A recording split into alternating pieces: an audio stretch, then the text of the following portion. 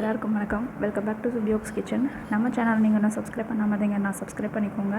இன்றைக்கி நம்ம பார்க்க போகிற வீடியோ, உங்கள் வீட்டில் டாப் லோட் வாஷிங் மிஷின் இருந்தால் மந்த்லி ஒரு தடவைனாலும் இந்த மாதிரி மெயின்டெனன்ஸ் பண்ணணும்.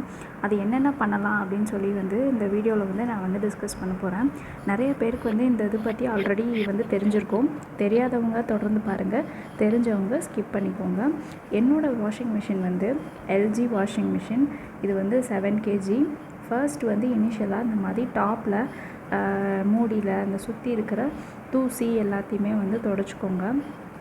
இது நம்ம மந்த்லி ஒன்ஸ் இதெல்லாம் கண்டிப்பாக பண்ணணும்.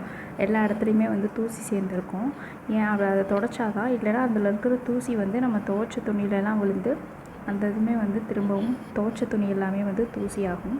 அதுக்கப்புறம் நான் அந்த மாதிரி ஒரு ஸ்ப்ரே கிளீனர் ஸ்ப்ரே பாட்டிலில் லைசால் கிளீனர் எடுத்துகிட்டு அதை அங்கங்கே விடாப்படியாக பிடிச்சிருக்கும் இல்லையா, அந்த மாதிரி இருக்கிற கரையிலலாம் நான் தேய்ச்சிட்டு அதை நல்லா தேய்ச்சி தொடச்சிக்கோங்க. இந்த மாதிரி பண்ணுறதுனால அந்த வாஷிங் மிஷினில் இருக்க கண்ணாடியுமே நல்லா பளிச்சுன்னு இருக்கும். நீங்கள் இது இல்லைன்னா நார்மல் லிக்விட் இந்த மாதிரி டைரெக்டாக ஊற்றாதீங்க. துணியில் தொட்டு இந்த மாதிரி தொடச்சி எடுங்க. ட்ரம்லேருந்து எல்லாத்தையுமே ஒரு தடவை நல்லா தொடச்சி எடுத்துருங்க. இப்போ அடுத்தது பார்த்தீங்க அப்படின்னா லிண்ட் கலெக்டர். எல்லா மிஷின்லேயுமே லிண்ட் எல்லாமே கலெக்ட் பண்ணுறதுக்கு ஒரு செக்ஷன் இருக்கும். அந்த செக்ஷனை க்ளீன் பண்ணுறது ரொம்பவே முக்கியம். மந்த்லி ஒன்ஸு கண்டிப்பாக க்ளீன் பண்ணணும். இல்லைன்னா ரொம்ப அந்த இதில் லிண்ட் சேர்ந்து லிண்ட் கலெக்ட் ஆகாது. நான் அதை சுடுதண்ணியில் கொஞ்ச நேரம் போட்டு வச்சிங்க அப்படின்னா அந்த லிண்ட் எல்லாமே போயிட்டு நல்லா க்ளீனாக நம்ம ப்ரஷ் வச்சு தேய்ச்சோனாலே எல்லாமே க்ளீன் ஆகிடும். அடுத்தது டீஸ்கேலர்.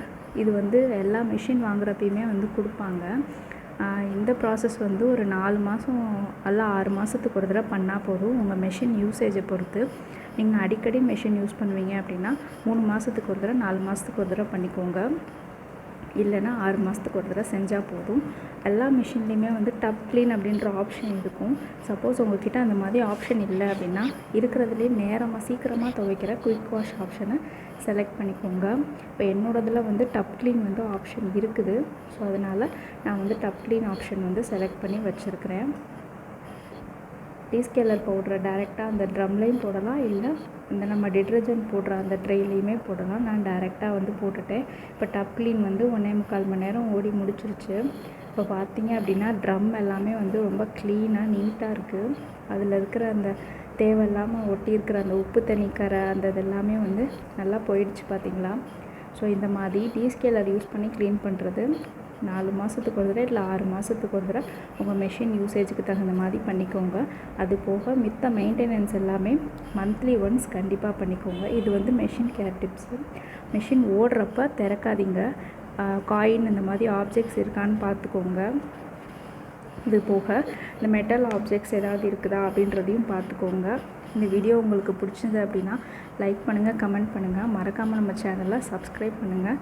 நன்றி, வணக்கம்.